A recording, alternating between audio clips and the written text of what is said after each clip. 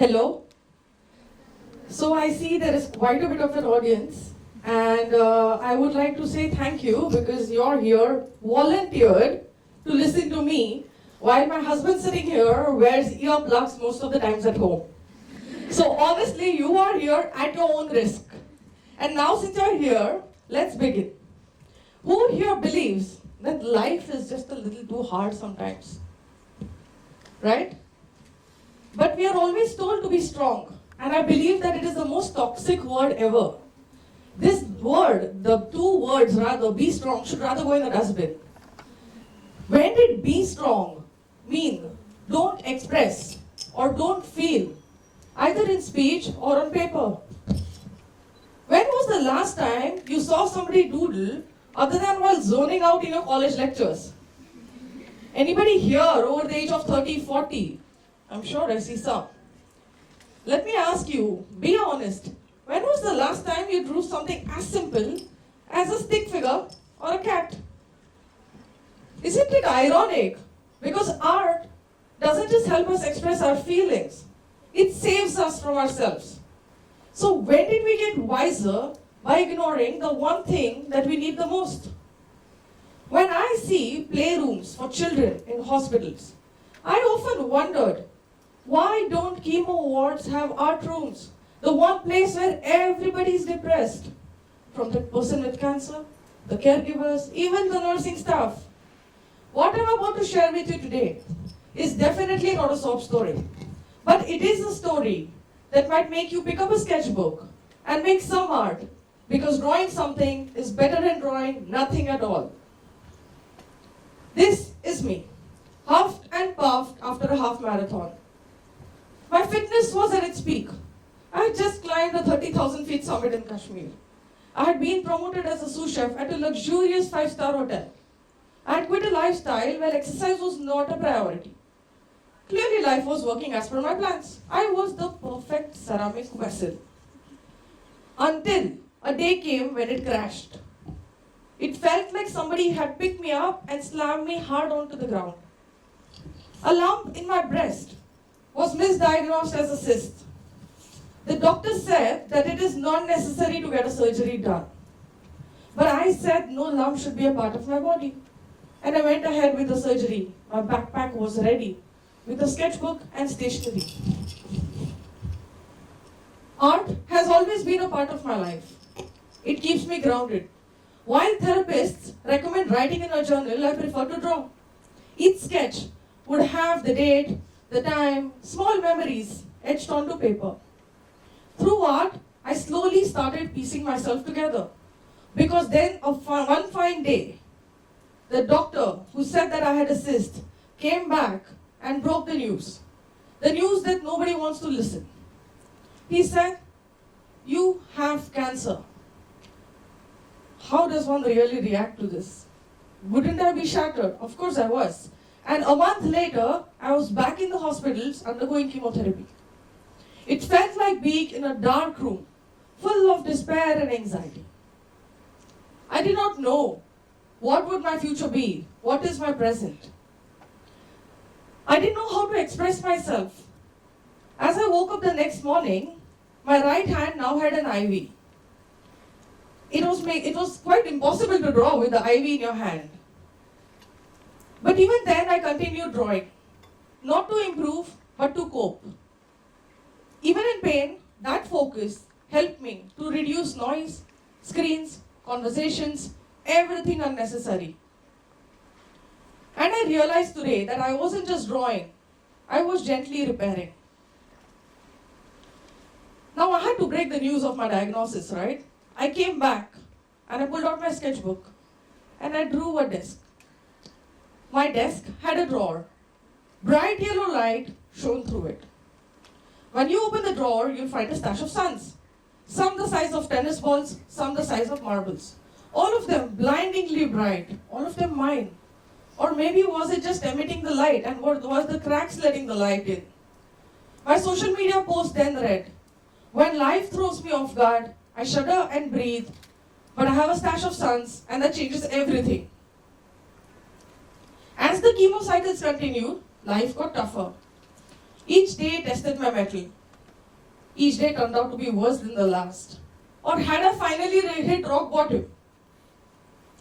What if the hardest moments of our life were met with humor rather than resistance? The head becomes an oval, the hair becomes a few lines, and then those lines fade. As the body changes, the image changes. That's what art did for me. It became gold that filled the cracks. Every sketch, every drawing, they didn't erase what happened. They became a way for me to stay in the present rather than fighting it. The words scribbled in Devanagari meant, everything tastes bitter, owing to my loss of taste due to chemo. When I broke the news of my diagnosis, my tongue felt heavy, but my pen felt lighter. It was easier to express through paper. Drawing makes life so much easier. When words didn't come, lines did. I didn't know it then, but this was going to be a practice for what was coming next. Would you run when your feet are taped together, when your nails are falling off due to chemo? Who are you when you cannot speak, when you have a mouth full of ulcers? When food and water seem impossible, how do you communicate when your words disappear? Somewhere in the middle of all this, life starts to feel like a game, and I never signed up for this game. It felt like being in a reality show of snakes and ladders, and there are only two participants. The person being with the cancer and the caregiver. When I look back, I felt like the snakes were my medication pulling me down. But honestly, medicine was just doing its job. Would you care for my perfect recipe for a pot belly? Throw in some steroids, some medications, and then you have it. Humor is the only language that keeps me sane. But what do you do when your body changes without your consent? Have you ever laughed at something that was actually breaking your heart? But I learned to over a period of time. And you shouldn't really doubt my drawing skills because I really had forehair at that point of time. And then you can see that it had all vanished. My brain and my body seemed to be two different individuals. Both of them didn't know what was going on. When the body breaks, the mind finds another way to move. Now, as somebody who ran marathons before, my husband and I, we treated our 16 chemotherapies as a 16 pit stop marathon. It was easier to deal with it that way, one pit stop at a time. By the last 3, our fuel wasn't bravery anymore. It was cake. I'm sure you have something to look forward to at your finish line. So what's waiting for you? We all have our own version of mental marathon. Sometimes, before you even start running, you're handed a vocabulary you don't understand. Medical terminology is very intimidating. I was thrown words like BRCA, adriamycin, and then I resorted to Google. And then what happens? You're left confused even more the moment you step out from the doctor's cabin. And then they throw in some words and you start Googling some more words and you're just confused. But when I show you that my IV came in this purple bag and that drug was called as adriamycin, or the BRCA gene that caused the genetic mutation in my body that caused cancer, wouldn't you remember when you leave this room? Because picture is what we can process. Because clarity has its own kind of gold. It makes things easier. It was funny because one day I went to meet a friend. I gave my car keys to the valet. He took my keys and he replied saying, "Yes, sir." I laughed and I replied, "Hello." That's when he realized that I'm a woman. Which means I'm complicating things a bit too much. Things are easier when they are simple. And there is so much to draw at home. For example, you have medicine bottles. Betadine, my favorite when I had COVID. And then there are pain balms. There is a lot of things to draw, just on a small sketchbook. One doodle that celebrated my joy of finally digesting food without the use of laxatives. Arts and crafts in school never taught me to use grocery receipts, but here I was taking them onto my sketchbook, and it can also tell you my menu for the week. The body was finally doing its job, but it was not longer doing mine, it was just sustaining. What happens when the one thing that defines you is taken away from you. As a chef, the most important thing in my life is my taste.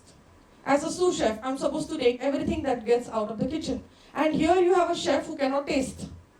There's a joke. I cooked food one day at home and my husband said, even the fly will not eat your food at this point. And he was right, because I couldn't taste. What happens to my career? What happens to my future? What happens to everything that I worked hard for? How long this phase will last? All these questions, they finally turned into fear. That's when my husband said something, and that changed my life. And I'm sure it'll change yours too. He said, don't you remember? Beethoven was deaf.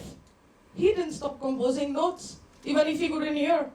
Now, if you don't remember, Beethoven turned deaf at the age of 20, and he continued composing until the age of 45, giving us some of the best compositions like Symphony No. 5. Right? The birds on my walk, the mint stalk shared by my neighbor, the distance I walked, they all marked my day. The sun, it warmed my soul. My slow walks reminded me that I still exist, even if the world was a little too fast. Imagine a world where we could sense what somebody is feeling by a few adults making childlike drawings. Wouldn't it be easier to understand the mental state of someone with cancer or any other chronic? Would we be a little less broken? How does one find the courage to move on when you've finished all of your own? Whose strength do you borrow? That's when I started listening to a lot of TED Talks of ordinary people doing extraordinary things. A lot of stories. Two of them, one of them such is Mark Beaumont. He cycled 29,000 kilometers from Paris, all the 5 continents, and ended in Paris in a span of 5 months. To add to it, he broke his own record a few years later. And then you have Nirmal Purja, a seasoned mountaineer now, but he climbed the Mount Everest, Lhotse, and Manaslu, which is your highest peak of the world, the 4th highest peak, and the 5th highest peak, in 48 hours. And here we are. We go from Bombay to Goa, and we are back in 48 hours. This is where the mind does the talking when your body shuts down. But it is one thing to watch somebody climb a mountain, but here I couldn't even get out of my bed. My bed was my mountain at this time, and that was my Everest. A study in the Psycho-Oncology Journal states that 81% of people with cancer suffer from sleep disorders, high distress, etc., etc. Wouldn't it be easier to express ourselves by just drawing on paper of what you're going through? Perhaps the real repair begins when we stop polishing the surface and we start acknowledging the cracks. Women are told to obsess over beauty. We have everything sorted. We have advices given to us when we don't need it. Sorry. I was given advices like breast reconstruction, my eyebrow microblading because I didn't have eyebrows anymore. And then you wear ice caps to preserve your hair. But what people didn't realize is that I was busy slaying other dragons. My dragons were building up my endurance again. Here I was trying to run 17 kilometers with a chest full of radiation burns in Dubai summer at 43 degrees Celsius. And honestly, it's then that I realized what tiny defenses your body has given you, such as your eyelashes and the nose in your hair, when you have to run against the sandstorm. It all happened because I stopped fighting my body and I started living with it. I started acknowledging it. There are many times when I would talk to my body. I used to have cardiologists visit who would give me a check that I could go ahead for the surgery, and that's when I used to tell my heart, hey bro, in this together. Stay with me. And believe me, the body listens. There are moments when I also did not listen to the doctor's advice. I had my breast surgeries, I had my armpits surgeries, and then the doctor said, stay away from kickboxing, this is a sport that I love a lot. 3 months, I listened to the doctor's advice, and then I woke up one day and I said, you know what, life is too short. I called the coach and I said, I have these issues, let's work towards it, I need to start boxing again. Today, I'm back doing kickboxing. I can plank for 3 minutes, everything that the doctor told me not to do. But then I realized that if I didn't try, I would never know. So you will never know what you're capable of if you don't try. Because pushing forward requires something far more than willpower. In endurance training, dissociation is the art of temporarily leaving your body so that you can keep moving. It is when your legs are failing, your lungs are failing, your mind is telling you to stop. You just take your mind to a place somewhere softer. For example, imagine I'm running in 43 degrees Celsius, but I imagine running in the meadows of Switzerland.